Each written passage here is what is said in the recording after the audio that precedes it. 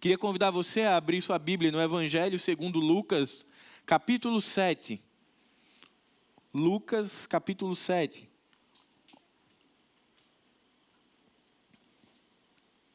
Leremos do versículo 11 até o versículo 14. Lucas, capítulo 7, do verso 11 ao 14. O texto diz: Logo depois, Jesus foi a uma cidade chamada Naim, e com ele iam os seus discípulos e uma grande multidão. Ao se aproximar da porta da cidade, estava saindo o enterro do filho único de uma viúva, e uma grande multidão da cidade o acompanhava. Ao vê-la, o Senhor se compadeceu dela e disse: Não chores. Depois aproximou-se e tocou no caixão, ou em algumas versões, tocou o esquife, e os que carregavam pararam. Jesus disse: Jovem, eu digo, levante-se. O jovem sentou-se e começou a conversar, e Jesus o entregou à sua mãe. Amém. Esse mês de abril nós vamos comemorar durante todo o mês, ou celebrar a Páscoa. E falaremos, como foi passado na agenda da semana, sobre 3 filhos. O filho da viúva de Naim, a filha de Jairo e o Filho de Deus. Entendendo a importância da ressurreição, da morte e da ressurreição de Jesus para a realidade da igreja cristã, trazendo de volta ao nosso coração, ou reacendendo o nosso coração de que a nossa vida cristã, ela é vivida na perspectiva de que as coisas não se encerram com a morte física, de que as coisas não acabam quando o fôlego se vai, mas que pelo contrário, a vida verdadeira, a vida plena, ela começa à medida que a vida transitória, temporal e terrena se encerra. A Páscoa é uma oportunidade de relembrarmos que por meio da entrega voluntária do Cordeiro Pascal, Jesus, que foi entregue voluntariamente por mim e por você, que recebeu sobre si o juízo de Deus sobre o pecado, que foi morto pelas nossas transgressões, mas que ressuscitou ao terceiro dia para nos dar vida e vida em abundância, e por isso nós estamos aqui nessa noite, nós e tantos outros espalhados pelo mundo, na condição de libertos do pecado. Pensar a Páscoa é também trazer ao nosso coração o escândalo da cruz. Um Deus santo, um Deus perfeito, que se entrega por mim e por nós, e isso é escandaloso. Um Deus que se compadece da nossa fragilidade e da nossa condição espiritual. E nós somos imerecidamente salvos e somos ressurretos com Cristo. Mas hoje nós vamos falar sobre uma experiência de ressuscitação. E talvez você pense, palavra estranha, esquisita. Na verdade, todos aqueles que voltaram a viver e que tornaram a morrer, não foram ressurretos, eles foram ressuscitados. A ressurreição, ela é uma condição de Cristo. Somente Ele, ao terceiro dia, volta a viver e não mais passará pela experiência da morte. Mas o filho da mulher de Naim e a filha de Jairo, eles passaram por ressuscitação, pois eles voltaram a viver e mais à frente eles vão tornar a morrer.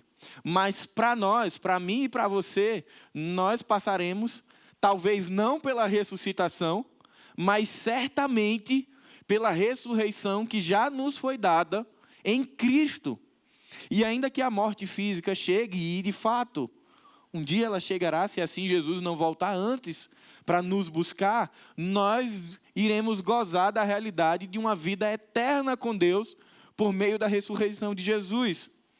Mas a Páscoa nos lembra que nós fomos libertos da eternidade, mas que nós não fomos libertos das aflições, das dores, das angústias e das tristezas desse mundo. Fato esse que hoje a igreja está em luto. Que parte de nós chora, lamenta a perda de alguém que tanto amamos. Fato esse que Em outros momentos, nós já vivemos dores, aflições, lutas pessoais. Porque a Páscoa não diz respeito a uma bolha de imunidade, mas diz respeito a ganharmos uma vida que é para além do aqui e do agora, uma vida que é eterna. Mas se vivemos e se sofremos nessa vida, temos ainda uma perspectiva de que em alguns momentos, Cristo se compadece de nós e nos poupa de algumas das aflições desta vida. E talvez você pergunte, pastor, mas por que ele livra de algumas aflições e de outras não? Ou talvez você vá um pouco mais longe e diga, mas por que ele me livrou, mas não livrou o meu vizinho? E aí eu lhe digo, eu não sei. Vai ser uma das perguntas para a gente anotar e perguntar ao Criador quando estivermos na frente dele. Algumas coisas nós não entenderemos aqui e agora. E uma delas é essa, por que essa aflição o Senhor interveio e me poupou e por que essa não? A gente não consegue explicar isso, mas nós podemos entender que há momentos em que a graça, a misericórdia, o amor e a compaixão de Jesus abundam em nossas vidas e nos livram de algumas aflições. E é isso que acontece no texto de Lucas capítulo 7. Uma mulher viúva de Naim, que é um exemplo extraordinário de compaixão, de graça e amor de Jesus, derramada exponencialmente sobre a vida dela. Uma mulher sofrida, sem esperança, esquecida, que seria invisível e solitária. Mas que Jesus olha para ela. E eu queria convidar você a ficar muito atento nessa noite a algumas ações de Jesus a respeito dessa mulher. E a primeira ação é que Jesus olha para essa mulher. Jesus enxerga essa mulher. Mesmo no meio de tanta coisa que estava acontecendo, uma mulher que não tinha um marido, uma mulher que tinha perdido seu filho, possivelmente de 17 anos, ele era muito jovem. Jesus a observa.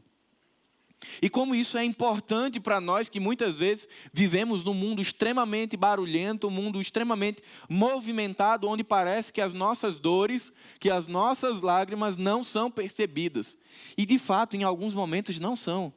Em alguns momentos a gente chora e ninguém percebe. Mas o texto de Lucas, ele traz à luz de que ainda que as pessoas que estão ao nosso lado não enxerguem a nossa dor, não enxerguem as nossas lágrimas e não enxerguem as nossas aflições, Deus as enxerga, Deus as recolhe e Deus as consola. O evangelho de Lucas é considerado por muitos o evangelho para os fracos, para os oprimidos, para os gentios, e apresenta a realidade do reino de Deus como ele é para nós. De pessoas humildes, onde Jesus passou pela vida delas e transformou. De pessoas em desespero, em lamento, que Jesus encontrou e que transformou. E o texto fala sobre dois cortejos. Um cortejo ou uma multidão que se formou logo após o momento que Jesus encerra o Sermão do Monte. Ele encerra o Sermão da Montanha, sai e uma multidão vai seguindo Jesus. E como todas as multidões, alguns, para não dizer todos, tinham seus interesses. Alguns interessados em Jesus, outros interessados naquilo que Jesus podia dar. Libertação de uma aflição física, cura para uma doença, expulsar alguém que era afligido por demônios, mudança de uma realidade financeira. Todos esses estavam na multidão de Jesus, que vinha em direção a Naim. Mas o texto fala de uma outra multidão, de um outro cortejo. Esse saía de Naim, porque na perspectiva do mundo judeu, um cadáver era impuro e, portanto, ele não poderia ser sepultado na cidade. Ele precisava ser sepultado fora da cidade. E por isso esse cortejo está saindo de Naim e esse cortejo se encontra com a multidão que seguia Jesus. Mas o mais interessante, meus irmãos, é que Jesus enxerga essa mulher sem que ela tenha feito absolutamente nada para ser enxergada. Essa mulher não estava na multidão de Jesus. Essa mulher não levantou a mão e disse: Jesus, como eu estou sofrendo. Essa mulher, ela não tenta tocar no manto. Essa mulher não vai até os discípulos para pedir socorro. Ela não faz nada, ela está seguindo o cortejo para fazer ali o sepultamento do seu único filho. Aquele que era o provedor e o protetor dela. A perda desse filho, somada à perda do marido, significava abandono. Não haveria mais ninguém para cuidar dessa mulher. Porque a realidade da viuvez no mundo antigo era que, não havendo a figura masculina, ela não teria sustento nem teria proteção, ela estaria à própria sorte. E ainda que a lei dissesse, cuidemos das viúvas, não era isso que acontecia. Pelo contrário, muitas das viúvas caíam em desgraça, em miséria, e eram levadas inclusive a prostituir-se. O cenário dessa mulher era muito ruim. E além do que ela via, poderia se tornar pior. Mas o mais interessante desse texto é que Jesus, no meio desse tudo, ele vê um coração contrito, ele vê um coração sofrido, ele vê um coração de uma mãe que perdeu o seu filho, ele ouve o gemido que ninguém estava ouvindo, e ele olha para aquela mulher. E isso é extraordinário, porque isso acontece o tempo inteiro nas Escrituras. Deus, ele olha para nós o tempo inteiro. Quantas vezes o povo israelita está sofrendo, como está descrito lá em Êxodo, e Deus olha para aquela realidade e ele decide, a partir da sua compaixão, intervir na história. Talvez eu e você estejamos sofrendo, lamentando, talvez publicamente, outros não, sofrendo mais contido, onde talvez só você e Deus saiba, onde ninguém vê a lágrima que rola pela dor, pela frustração e pela decepção que você teve. Mas eu queria que você entendesse hoje, que ainda que os seus pastores não vejam, que os seus líderes de célula não vejam, que a sua família não veja, o choro do discípulo de Jesus não passa despercebido diante do Pai. Todas as lágrimas que são derramadas pelos filhos de Deus são aparadas pelo Pai. Ainda que isso não signifique que sempre o milagre aconteça. Mas o consolo, ele sempre vem. Aparentemente, esse encontro de dois cortejos pode parecer casual. Jesus vindo com a multidão e a viúva saindo de Naim. Mas nós bem sabemos que no reino de Deus não existe casualidade, não existe por acaso, nem sorte, existe providência de Deus. E foi providência de Deus que o seu filho tivesse um encontro para mudar a história daquela mulher. Assim como um dia foi providência de Deus na minha vida e na sua vida, que o Espírito Santo tivesse um encontro conosco para mudar a nossa história. Para nos convencer do pecado, da justiça e do juízo e nos tirar de um cortejo fúnebre onde nós estávamos na maca. Nós não estávamos pranteando, nós éramos o cadáver na maca espiritual. E um dia, o Espírito Santo, ele tocou, assim como Jesus toca no esquife, ele diz, levanta, e eu e você estamos aqui hoje, vivos, não me refiro à vida física, mas vivos espiritualmente, porque um dia Jesus tocou na minha vida, tocou na sua vida, tocou na vida de Luanda. Lucas vai descrever as lágrimas de uma mulher no momento mais triste e mais angustiante da sua vida. Perdeu seu filho jovem, perdeu seu marido, a situação era terrível. Quem iria cuidar dessa mulher? Depois que o cortejo acabasse é que a dor ia começar, meus irmãos.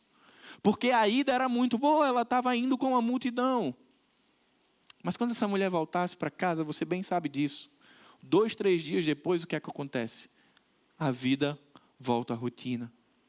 E as pessoas da multidão iriam voltar às suas rotinas. E o que seria daquela mulher? E quem estaria por ela, a não ser Jesus?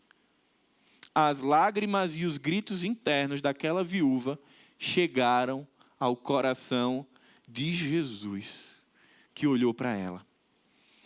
O milagre da ressuscitação do filho da viúva de Naim nos fala sobre um Deus sensível e que tem compaixão sobre as nossas dores e as nossas aflições.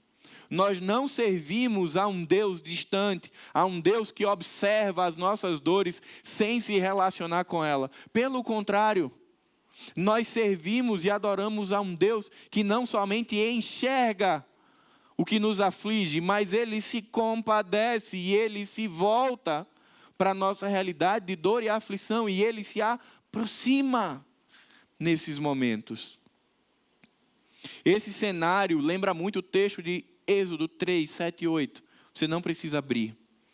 O texto diz: de fato, tenho visto a opressão do Egito sobre o meu povo.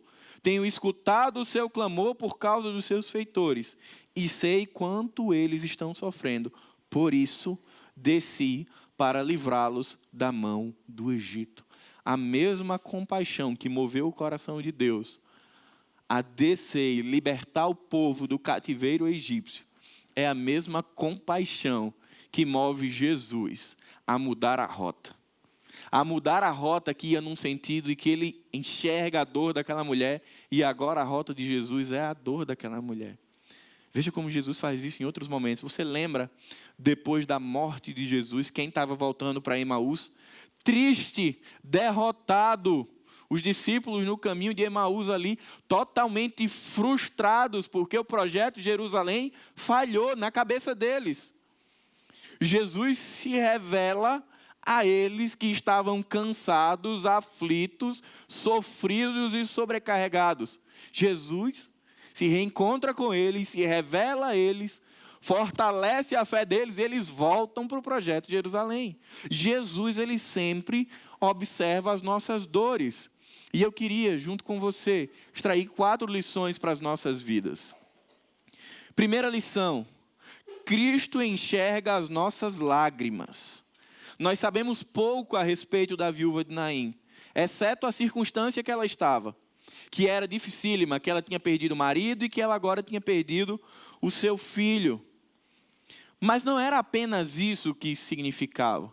Essa mulher tinha perdido, junto com o marido e com o filho, perdido totalmente a sua esperança. O que deixa o cenário ainda pior. Porque talvez você já tenha vivido como eu alguns momentos de profunda tristeza, mas que você olha para o horizonte e acredita que as coisas vão mudar. Ou que algo te diz: olha, segue em frente. No caso da viúva de Naim, não tinha nada. Não lhe restava mais nada para dizer assim: vou continuar por isso. A família dela tinha sido levada. O texto não diz se essa mulher tinha uma célula para ampará-la. O texto não diz se ela tinha uma comunidade para cuidar dela. O mais provável é que ela ficasse sozinha e que se tornasse invisível na sociedade. Sozinha, vivendo as noites escuras da alma. Mas Jesus viu o que ninguém vê. Ele viu o coração dessa mulher e sabia que ela não tinha mais fonte de sustento, não tinha mais proteção, não tinha garantia de futuro, e que provavelmente sua vida seria de desgraça e miséria. E aí é que Jesus entra em cena para transformar a história de vida dessa mulher. Quando nós olhamos para o texto, nós podemos pensar que essa é a história de um jovem promissor e produtivo que faleceu no auge da idade, e de uma mulher que perdeu as esperanças de seu filho. Isso é só a parte inicial da história, não corresponde à verdade do texto. O que o texto nos ensina é a realidade de um Deus que intervém diante da dor. O texto não está tratando aqui sobre a morte de um jovem, nem tampouco sobre a realidade social de uma viúva. O texto está falando sobre um Deus que intervém no meio da dor. É isso que Lucas está querendo dizer. Deus intervém no meio da dor. Eu não sei qual é a sua dor. E talvez eu não fique sabendo. Mas o Senhor sabe. E Ele intervém. E Ele enxerga a nossa dor. Na época de Jesus era muito comum que os cortejos fúnebres fossem muito grandes. E ainda aqueles que fossem muito pobres, eles contratavam 1 ou 2 carpideiras, que são as choronas profissionais. E elas iam na frente do cortejo, chorando, lamentando em alta voz. Seguido das carpideiras vinha o enlutado, no caso desse texto, a mulher. Depois vinha o esquife, sendo levado por algumas pessoas. E depois vinha a multidão. Então, além de ser muito numeroso, era muito barulhento. E a multidão que vinha com Jesus, nem se fale. Você imagine o que tinha ali de mestre, mestre, mestre, mestre, todo mundo querendo tocar em Jesus, todo mundo querendo ali sanar as suas necessidades a partir de Jesus. Mas sabe o que é fantástico, extraordinário? O barulho e o ruído do mundo não impede Jesus de ver a minha dor e a sua dor. Talvez eu e você com muito barulho, eu certamente sim. Se tiver muito barulho, eu fico logo agoniado. Não consigo fazer muita coisa com barulho. Eu não consigo me concentrar nem notar muita coisa. Mas todo esse ruído não impediu que Jesus enxergasse a dor dessa mulher. Portanto, queridos, por mais barulhenta que esteja a sua vida e por mais movimentada e agitada com tudo que tem acontecido, isso não impede que Jesus enxergue a sua dor. Aquela mulher não tinha pedido socorro, aquela mulher não tinha pedido ajuda, ela não tinha gritado por Jesus, ela não tinha acenado para Jesus, mas Jesus olhou para ela. De todas as lições que nós vamos falar nessa noite, eu queria que você guardasse no seu coração essa primeira lição. Jesus enxergou essa mulher. Talvez você esteja pensando, o que é que você quer dizer com isso, pastor? Partiu de Jesus. Jesus não reagiu a um pedido de socorro. Jesus não reagiu a um pedido de me ajuda. Ele foi ativo nessa relação, como sempre foi em toda a história. Quando o homem cai em desgraça pelo pecado, é Deus quem provê restauração por meio de Jesus. Quando Israel é levado a cativo, é Deus quem provê o libertador. Quando nós estamos cegos pelo pecado, é Deus que por meio do Espírito Santo se achega a nós. E agora, no mesmo contexto de uma mulher que está destruída, é Jesus quem vai até ela. Então, mesmo quando nós estamos totalmente sem força e sem esperança, Jesus chega na nossa vida. Todos nós, irmãos, estamos sujeitos a aflições, a dores, a angústias, a decepções, a lutos. Mas todos nós, filhos de Deus, temos a garantia de que somos percebidos por Jesus.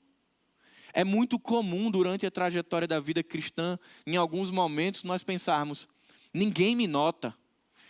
Ninguém percebe a minha dor. Eu coloquei algo no grupo do WhatsApp e ali não foi dada a devida importância. Acontece. Eu gostaria muito de dizer que na caminhada cristã isso não acontece, mas acontece. Talvez você possa botar algo num grupo que eu esteja e eu não veja. Talvez, pela quantidade de mensagens, eu não veja ali um pedido de ajuda para orar. Mas isso não acontece com Jesus. Não há nada que passe despercebido diante de Jesus. O choro do discípulo de Jesus jamais, em hipótese alguma, será escondido do Pai. E jamais vai ressoar no eco da solidão e da tristeza, pois o choro do discípulo de Jesus sempre encontra abrigo do Pai. Então, se você quer chorar, chore. O choro não é ilegítimo para o cristão. A palavra de Deus diz que o choro pode durar uma noite, mas a alegria vem. E quando essa manhã não chega? Talvez você já tenha vivido algumas noites em que você está ali já dizendo, Senhor, tem algo errado, cadê amanhã? Já fazem dias, semanas, meses que eu choro e amanhã não chega. A ideia da Escritura não é dia literal, que eu choro na sexta e no sábado amanhã chega. É uma garantia de que há de chegar, ainda que não seja nesta vida. Mas essa alegria que vem pela manhã, ela chegará para nós. Como chegou para tantos que já partiram. E como pode chegar para tantos que aqui ficaram. Então, primeira lição, Deus enxerga a sua dor. Deus não está alheio nem indiferente àquilo que aflige o seu coração. Ele é um Pai amoroso, bondoso, que se importa. Segunda lição, Cristo tem compaixão de nós. Jesus, após enxergar as dores daquela mulher, se compadece dela. Jesus sabia exatamente a realidade duríssima que aguardava a vida daquela mulher e as consequências terríveis da viuvez no mundo antigo. Essa mulher tinha uma vida dura, sofrida, sem marido, sem filho. Tinha ali naquele momento muita gente ao lado dela, mas já já ela ia ficar sozinha.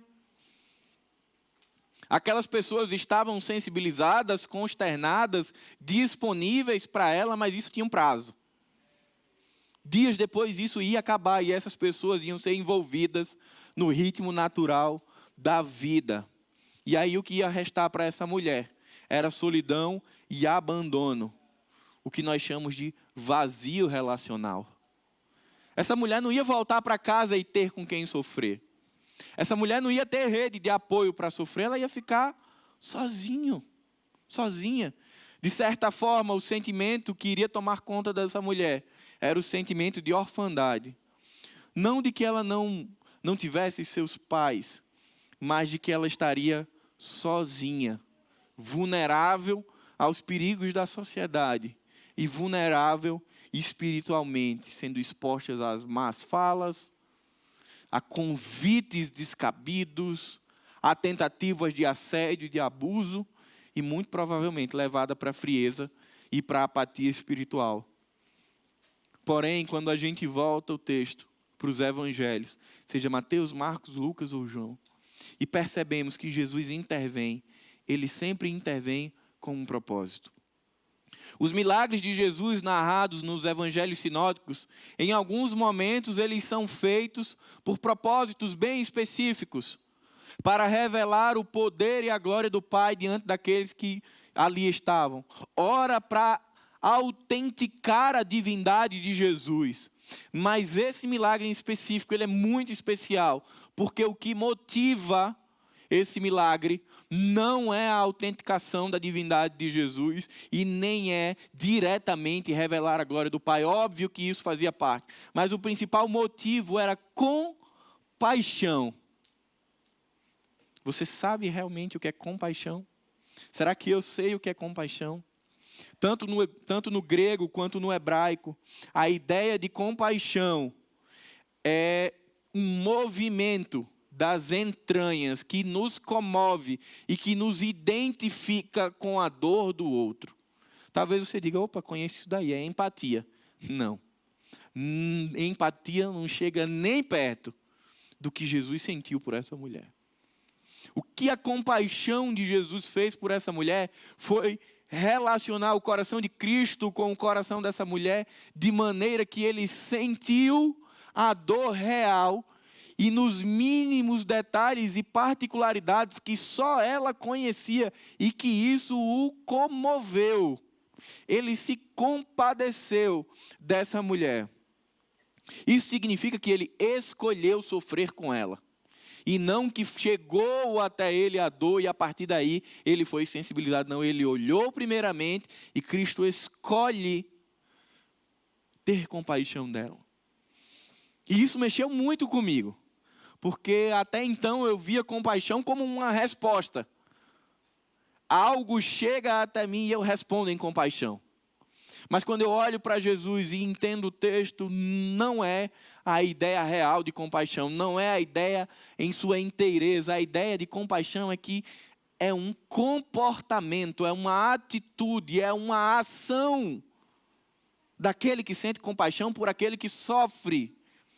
E aí, quando a gente entende isso, a gente consegue compreender o quadro completo do porquê sempre Jesus vem até nós. Porque movido de compaixão, graça, amor e misericórdia, ele toma uma atitude em relação a nós. E eu fiquei pensando, será que eu realmente sinto compaixão pelas pessoas que estão ao meu lado? Ou eu tenho uma reação aos que sofrem? Estou aqui e aí chega uma notícia, chega um pedido de socorro, eu digo, opa, alguém precisa de ajuda, agora eu vou ajudar. Se eu estava vivendo assim, por muito tempo eu vivia assim, não era compaixão ainda. A compaixão é, eu vejo alguém sofrendo e antes que ela peça, antes que ela diga, ó, me socorre, eu vou até ela. É um comportamento.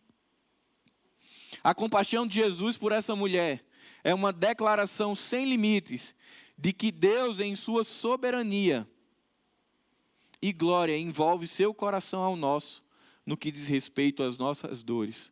Tim Keller vai dizer: a compaixão de Deus não é uma abstração, mas sim uma realidade, e ela se manifesta por meio das atitudes. Jesus enxerga essa mulher, Jesus se compadece dessa mulher, ele se relaciona, ele se conecta com a dor dessa mulher, e essa compaixão, ela é expressa em uma atitude. E eu queria convidar você para a terceira lição. Cristo consola as nossas dores. Você vai ver no texto que depois que Jesus a enxerga, se compadece, vê aquela mulher sofrendo intensamente, ele dirige a palavra a ela e diz assim: mulher, não chores. E isso é extremamente difícil de entender a partir da perspectiva humana. Como chegar para alguém que sofre pela perda do filho e dizer: não chore? Jesus não estava querendo dizer para ela essa realidade que a religiosidade diz, que crente tem que ser feliz o tempo inteiro e que crente não chore. Não chora não, porque lembra da cruz. Não, a dor é para ser sentida. A dor é para ser experienciada. Jesus não estava falando de mascare a sua dor ou esconda a sua dor. O que Jesus estava vendo ali era algo que eu e você não podemos ver, era o porvir. Jesus já via o milagre da ressuscitação do filho da viúva. E a frase não chores era como quem dissesse: mulher, não chores, porque teu filho voltará a viver. O motivo do teu pranto cessará. Era isso que Jesus estava querendo dizer para aquela mulher quando ele diz: não chore. O motivo desse choro será retirado. Certamente que se eu estivesse lá, eu não teria entendido nada quando Jesus disse: não chore. Mas nós temos a palavra e sabemos o desenrolar disso e entendemos exatamente o que Jesus quis dizer quando não chore. Queridos, é muito difícil entender exatamente esse ponto da palavra. Jesus diz a essa mulher: não chore, porque o filho dela seria ressuscitado. E como eu queria, quinta-feira, quando Marcelo me ligou de 7h15, ter ouvido: não chore. Ainda que eu não entendesse, mas que ele revelasse logo em seguida, dizendo: não chora. O motivo do teu choro vai ser cessado. Mas não veio. E não veio para muitos que estão aqui, quando também receberam essa notícia. E o que fazer quando Deus não nos diz: não chore? É continuar chorando, mas na perspectiva de que esse choro não é solitário. De que esse choro não está se perdendo no vazio, nem no eco da escuridão. É chorar sim, mas na perspectiva de que Jesus está conosco, até mesmo quando nós estamos no vale de lágrimas. Não faz sentido pensarmos em perder alguém que amamos, pai, mãe, irmão, esposa, filho, e não chorar. Mas é trazer ao nosso coração a ideia de que o choro ele pode durar uma noite, mas a alegria vem pela manhã, porque Jesus está comigo e porque isso significa um até breve. Quem dera, meus irmãos, pudéssemos aqui no transitório, nessa vida terrena, ter retirado todas as nossas aflições, todas as nossas frustrações, tudo aquilo que nos entristece e inquieta. Quem dera, mas não é assim. Não é assim porque essa é a realidade que o pecado trouxe. Essa é a consequência do pecado. E até que Jesus venha e restabeleça o seu reino plenamente, essa é a nossa condição. De pessoas que sofrem e que passarão por sofrimento, mas que não precisam e não devem sofrer sozinhas, porque podemos lançar mão da cruz de Cristo e trocar o fardo que muitas vezes está pesado e insustentável. A gente não precisa chegar na igreja com um choro preso na garganta para dizer que está tudo bem. A gente pode chegar expressando aquilo que a gente está sentindo e trocando com Jesus. A história da viúva de Naim nos relembra que as vidas que são encontradas e resgatadas por Cristo não são limitadas nem restritas à morte física, nem às dores, nem às aflições desse tempo. Todos aqueles que foram encontrados um dia por Jesus sofrerão temporariamente, chorarão temporariamente, se afligirão e se frustrarão temporariamente, porque tudo isso tem prazo de validade. O nosso corpo tem prazo de validade e as dores desse tempo também têm prazo de validade e vão se acabar, quer no dia que o Senhor nos recolha, quer no dia que Ele volte para estabelecer o seu reino plenamente. E aí a gente vai viver não mais na promessa, mas a promessa que está descrita lá em Apocalipse capítulo 21, de um novo céu e uma nova terra, que não chora, que não range os dentes, que não se decepciona, que não se frustra, que não se magoa, mas que desfruta da plenitude e da beleza do reino de Deus, mas até lá, dores, aflições farão parte da nossa vida e devem ser vividos e experienciados, mas não na ótica que o mundo diz, mas na ótica da cruz de Jesus. Na ótica de que servimos a um Deus que nos enxerga, que se compadece e que nos consola e que está ao nosso lado, ainda que os problemas não sejam resolvidos. Os últimos 2 anos têm sido, sim, 2 anos de muito lamento, de muitas perdas, de muitos sonhos que foram abreviados. Sejam pessoas que foram levados, negócios que foram quebrados, famílias que ruíram porque não souberam conviver no confinamento. Foram muitas perdas, mas algo aquece o nosso coração, que paralelo a tudo isso, o Senhor sempre esteve conosco. O que Jesus disse aos discípulos, meus irmãos, é uma promessa. Eis que estarei convosco todos os dias, até a consumação dos séculos, até que Ele venha. Deus não descansa. Deus não tira férias. Deus não se esquece e nem é alheio ao que a gente vive. Servimos ao Deus verdadeiro, ao Rei dos Reis, Senhor dos Senhores, que guarda as nossas vidas e que cuida de nós o tempo inteiro, inclusive quando a gente está muito machucado. Mas Ele diz: filho, eu estou aqui. E há momentos que são muito difíceis, quando Jesus diz: eu vou deixar você sofrer. Eu vou deixar a lágrima cair. E às vezes a gente entra naquela briga com Deus. Não, Deus, é a doença incurável que a gente queria tanto a cura. É o parente no fim da vida que a gente queria tanto a cura. E que não vem.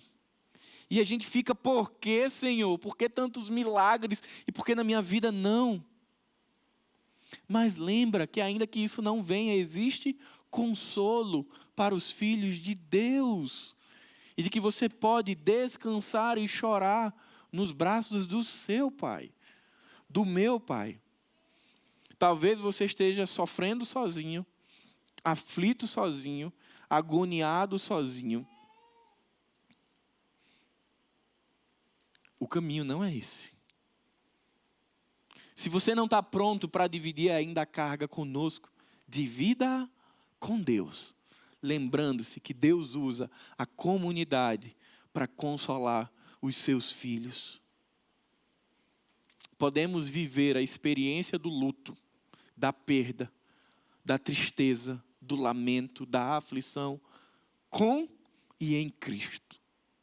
E o que vai diferenciar essa experiência, o que vai diferenciar a experiência da nossa perda com a perda de outras pessoas, é a escolha que nós fazemos de com quem passaremos por esse período. Se com Jesus ou se sem Jesus. Se nós escolhemos passar por momentos de dor e aflição com Jesus, certamente que o sol brilhará e que a alegria virá pela manhã. Mas se nós escolhermos viver isso sem lançar diante da cruz, essa noite fria, escura, ela vai durar muito tempo. Por isso, volte-se para Cristo e escolha viver com e em Deus os melhores momentos da sua vida, mas também os momentos mais duros da sua vida. Porque não há outro lugar para nós vivermos a não ser em Jesus. A quarta lição desse texto: servimos a um Deus que intervém. Nesse caso específico, a intervenção de Jesus é a ressuscitação do filho da viúva. Jesus se aproxima e toca aquela maca. Olhando o texto, os nossos olhos, a princípio, eles vão diretamente para o momento que o menino ressuscita. A palavra criadora de Deus trazendo vida onde já não mais havia. Mas existe um passo anterior a isso, que é muito significativo para o texto. Jesus toca na maca. No mundo antigo, para o judaizante, o cadáver era impuro e tudo aquilo que tocasse no cadáver era impuro. Portanto, ninguém deveria tocar no morto, nem no esquife, nem na maca, porque se tornaria cerimonialmente impuro. Jesus estava pouquíssimo preocupado com isso. Eu não estou dizendo aqui que Jesus estava desprezando a lei, mas que subjugasse a lei cerimonial e cumprir o propósito de amar essa mulher, Jesus conscientemente escolheu amar essa mulher, ainda que isso lhe custasse os judaizantes e os fariseus falando todo o besterol que eles estavam acostumados a fazer quando Jesus quebrava uma lei cerimonial, quando Jesus quebrava um paradigma. Mas glória a Deus que Jesus estava pouco preocupado com os legalistas e ele foi lá e tocou no esquife. E, meus irmãos, outra coisa, Jesus não precisou tocar no jovem, bastou que ele tocasse no esquife e dissesse: jovem, levante-se. E o texto diz que o jovem colocou-se sentado, começou a falar e Jesus o entregou de volta à sua mãe. Essa é a realidade do poder, da majestade, da glória de Jesus em nossas vidas. Ele não está preso a restrições culturais, ele não está preso ao legalismo cerimonial da lei. Jesus está preocupado em revelar a sua glória e o seu amor ao seu povo. E como isso é profundo quando nós falamos de Páscoa e de compaixão. Nós não devemos ser movidos por circunstâncias para sermos compassivos e termos compaixão das pessoas. A gente não precisa esperar o Natal para que o Espírito do Papai Noel apareça, para que a gente olhe para as pessoas invisíveis. A gente não precisa de uma mensagem nos lembrando disso, a gente não precisa perder alguém para lembrar que pessoas são importantes. Eu falei lá em casa para a Niele, quantas pessoas a gente vai ter que perder para mudar a nossa agenda? Porque o que mais me doeu quinta-feira pela manhã foi a quantidade de cafés que eu não vou conseguir mais ter. Por a quantidade de idas à doceria que foram adiadas por causa de uma agenda muito comprometida e que hoje eu não vou mais poder fazer. E quantas vezes eu vou ter que passar por essa experiência para passar 2 semanas me lembrando de mudar minha agenda e depois cair na mesma realidade. O compromisso de Jesus era com pessoas e o compromisso da igreja de Jesus também é com pessoas. Esse jovem que um dia passou pela ressuscitação, certamente voltou a morrer. Mas o consolo, a intervenção de Deus nem sempre vai vir por meio de um milagre. Talvez o consolo de Deus venha por mim e por você, que olha para os que sofrem e que chega lá. Que diz, olha, ele está sofrendo calado. Não está dizendo para ninguém, mas eu vou lá. Eu vou me aproximar, porque é isso que a compaixão faz. Ela nos move de dentro para fora. É um movimento de Deus, porque a compaixão faz parte de um atributo de Deus que nos é dado e que nos move e impulsiona para o outro. Nos leva a alguém. Não existe compaixão EAD. Não existe compaixão virtual. Compaixão é um comportamento tátil, presencial. gente vai até o outro e o outro, quando nós precisamos de compaixão, ele vem até nós. E nós precisamos olhar para Jesus e nos ajustarmos ao modelo de Jesus, para termos a mesma compaixão que ele teve com essa mulher. E esse momento da história onde Jesus toca o esquife, como ele é muito similar ao que aconteceu na minha e na sua vida. Anos atrás, antes de sermos encontrados por Cristo, nós estávamos na maca, como eu falei no início. Jesus foi lá e tocou no morto. Efésios capítulo 2. Nós estávamos mortos nos nossos delitos e pecados. E por mais que você imagine que dá para fazer algo com suas próprias forças, não dá. Morto não sai da sepultura espiritual sozinho, exceto se Jesus tocar. Pessoas que partiram fisicamente não vão levantar sozinhas, exceto se Jesus ordenar. A experiência de ressuscitação do filho da viúva nos lembra da nossa experiência de ressurreição em Cristo. Que um dia fomos tocados por Ele e respondemos ao toque de Jesus. E hoje a gente está aqui vivo, chorando com as perdas. Mas como foi de manhã, a gente chora, lamenta pela perda de um irmão e de uma irmã amada, mas ao mesmo tempo a gente apresenta 2 bebês pela manhã, batiza alguém. É o paradoxo da vida cristã, que não pode ser entendido para quem está fora. Viver isso para quem está fora do Evangelho é loucura. Como que você chora a perda de alguém e agora você apresenta e se alegra bebês? Isso é loucura, porque é o paradigma do Evangelho. E só entende quem está nele, porque a gente está dizendo, sejam bem-vindos pequeninos e até logo, Lu. E a gente vive tudo isso e é possível em Jesus e a partir de Jesus. Se não fosse em Jesus, isso não faria nenhum sentido para a vida. Porque fora de Jesus as coisas são particionadas. Você sofre, aí você vai para o psicólogo, você trata a sua dor, e aí depois você é reinserido na vida normal, porque agora você pode celebrar e festejar. Na vida cristã é uma loucura. Mas é uma loucura que só quem vive pela fé entende. Você chora e você sorri, você chora de novo e você sorri de novo. E foi isso que a célula mitose experimentou ontem à noite. Quando chorou e sorriu.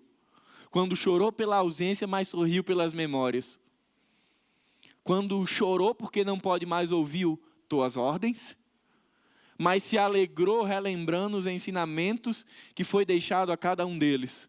Essa é a perspectiva da vida cristã. A gente vive nessa loucura, mas que é possível em Jesus.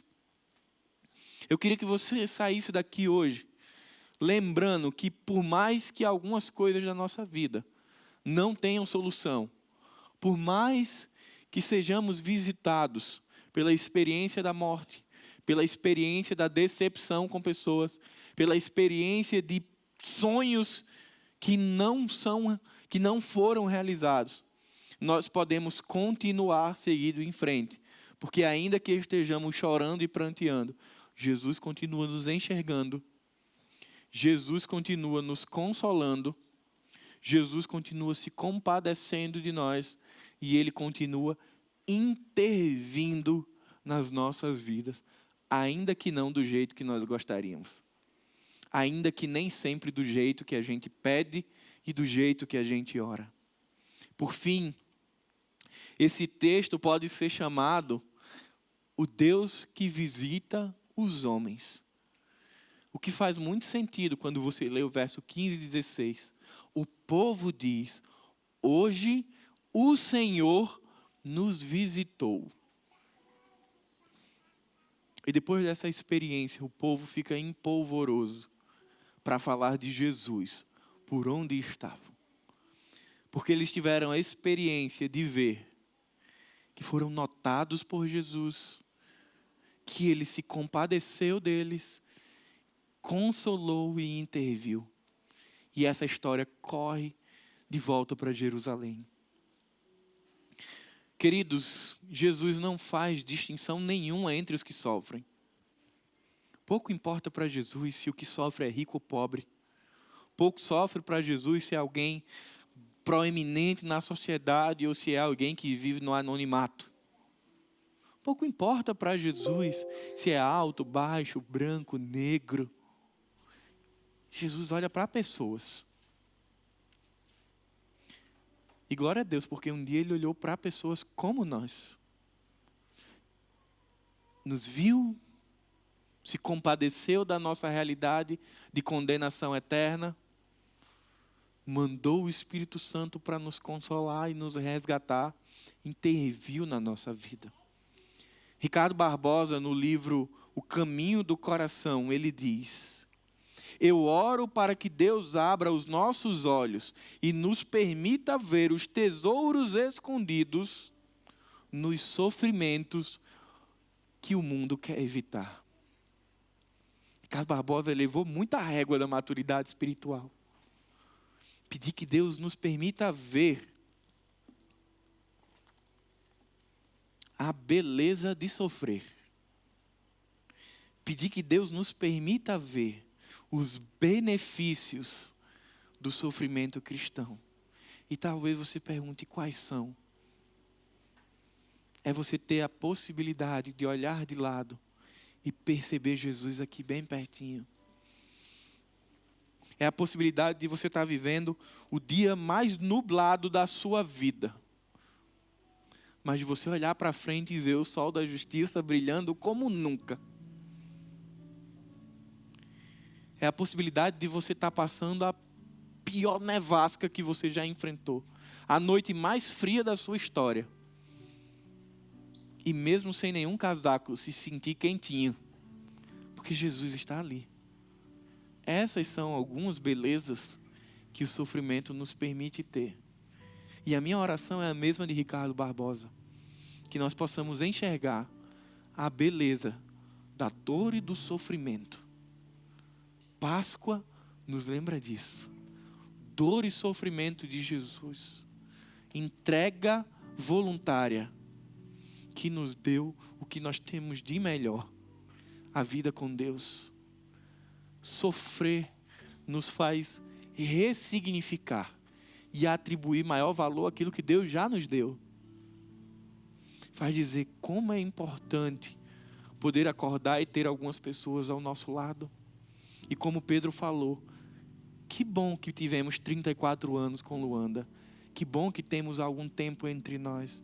Que bom que depois daqui tem uma vida eterna com Deus. E que a gente vai chegar lá e vai conversar, e vai sorrir, e vai brincar, e vai louvar ao Senhor. Que bom que um dia a Páscoa chegou e a história que tinha um ponto final, botou-se uma vírgula debaixo e disse: espera aí, morte. A história continua. Mitose, não pense que a história acabou. Não pense que quinta-feira foi um ponto final. Foi um ponto e uma vírgula. E dentro das coisas de Deus, a gente tem uma célula chamada ponto e vírgula. É das coisas que Deus brinca com a gente. Para nos lembrar que, olha, já já estaremos juntos de novo. E não é só para mitose, é para todos nós. Com todas as perdas que já tivemos. Para aqueles que foram encontrados em Jesus, já já. Por isso que a gente canta: Maranata, ora vem, Senhor Jesus. Eu queria convidar você a ficar de pé.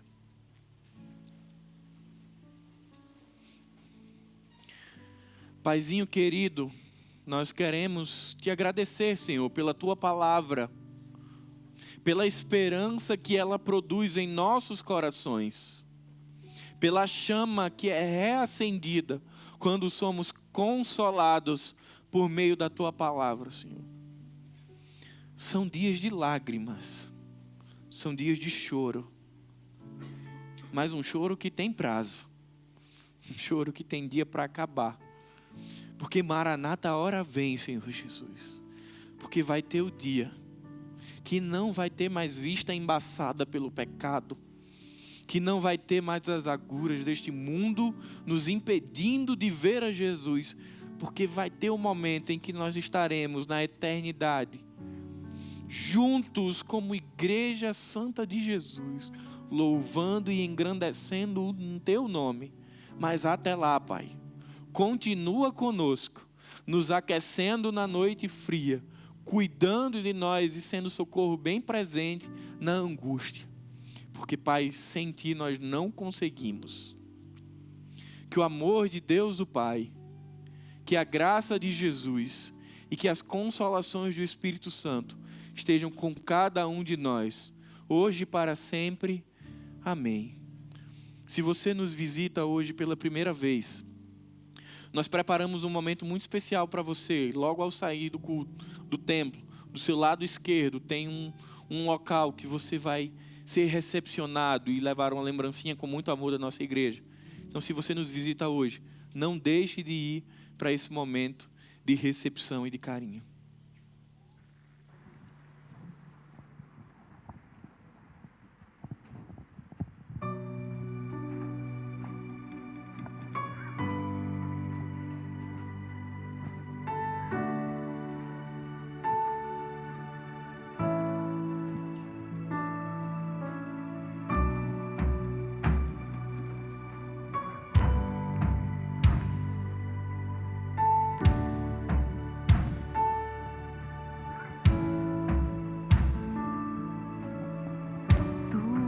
A minha luz, a minha salvação, e a Ti me renderei.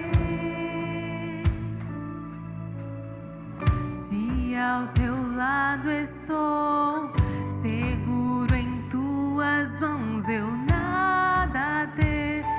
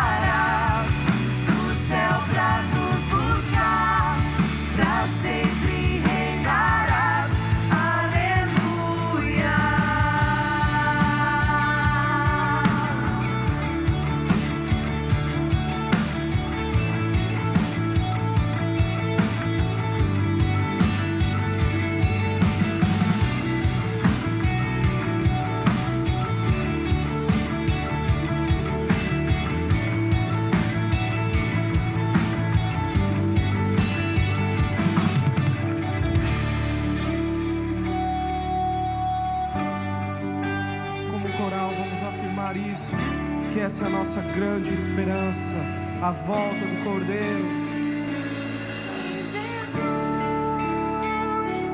Vem Jesus, Maranata, ora vem Senhor. Este grande dia seremos um. Vem Jesus, vem Jesus, Maranata, ora vem Senhor. Se você pode, cante isso mais forte. Vem Jesus, vem Jesus, Maranata, ora vem Senhor Jesus. Vem Jesus, vem Jesus, Maranata, ora vem Senhor Jesus. Só em ti confiarei, eu nada temerei, em frente eu irei, pois eu sei que vivo estás, e um dia voltarás do céu pra nos buscar, pra sempre reinarás.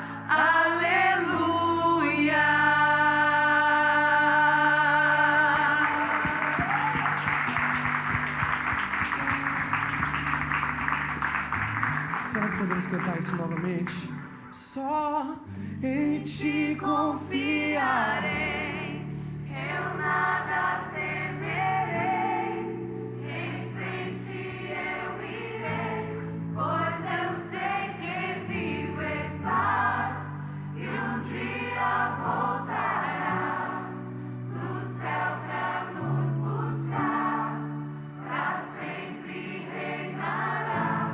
Aleluia.